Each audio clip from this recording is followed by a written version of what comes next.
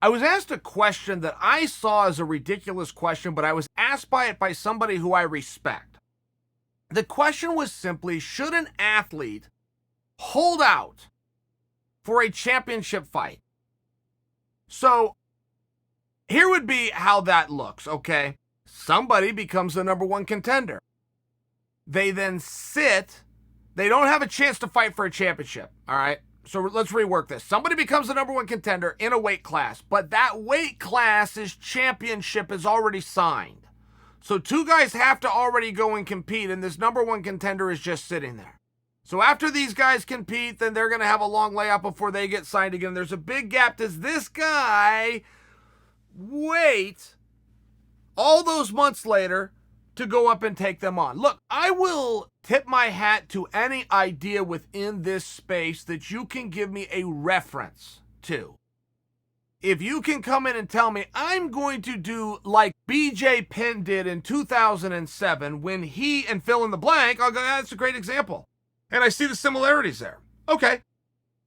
Or I could come back and go, I know you think that's what BJ did, but you heard the story wrong, and let me rework and tell you how this actually happened, and then you can try to mimic that. But whenever somebody, this sport that's been around for 27 years, tries to come up with an idea that they cannot give me a historical reference to anybody else who tried that and succeeded, while I could come on the back end and give you a historical reference of 10 guys who tried that and none of which succeeded, I would feel as though we both have our focus groups, and this isn't a great experiment. We've already seen how the outcome worked out for 10 people who tried that same path. It would just seem to me that not everybody needs to go jump off of a building that's 10 stories up to figure out if they're going to get hurt when they land, if we already saw 10 guys try it and they all broke their leg or worse. Okay.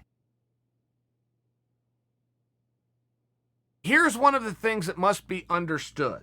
There is nothing underhanded about a number one contender not getting to fight for a championship when particularly that weight class and that division's championship fight is already signed.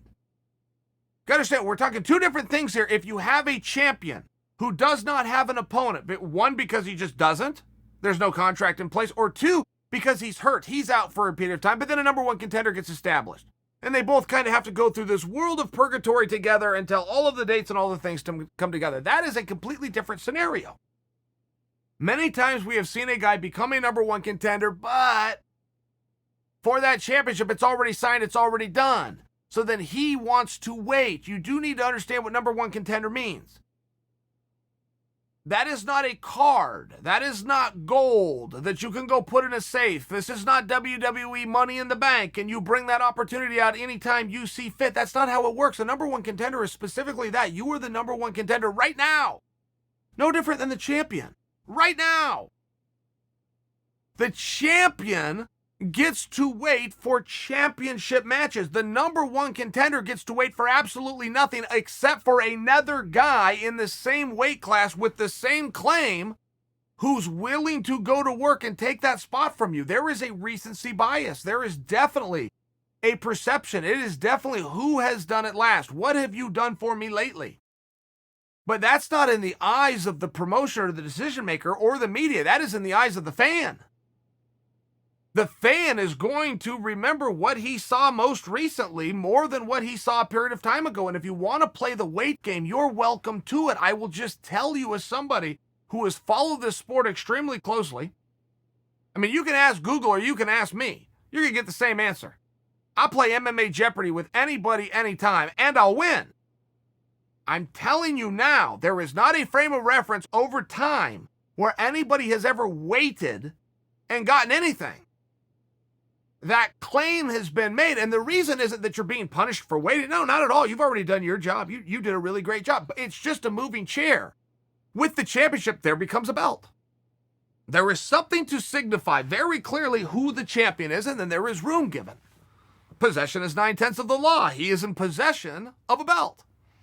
So we give him the benefit of the doubt, but that's not the same with contenders. Contender, boy, that's you're jumping around. That's musical chairs. Whoever comes in last.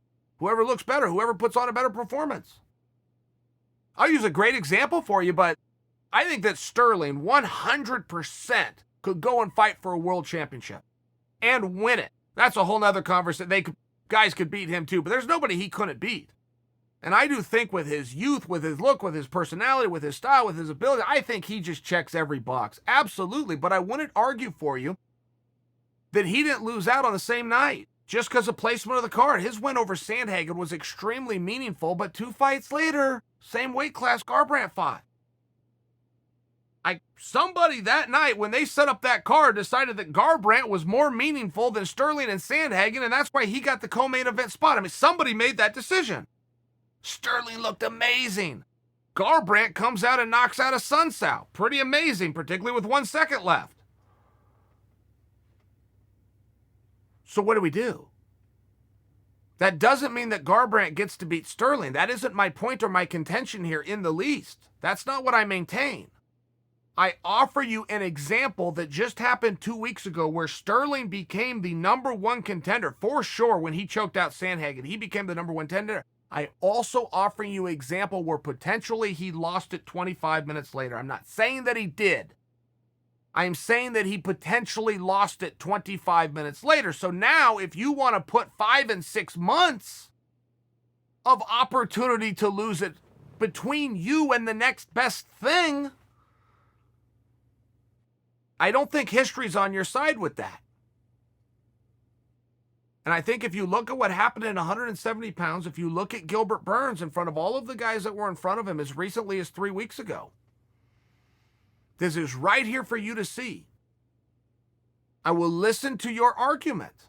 If you think that the great mind of Chael is missing something, bring your example forward of somebody who waited. It would be a story that I've never been told.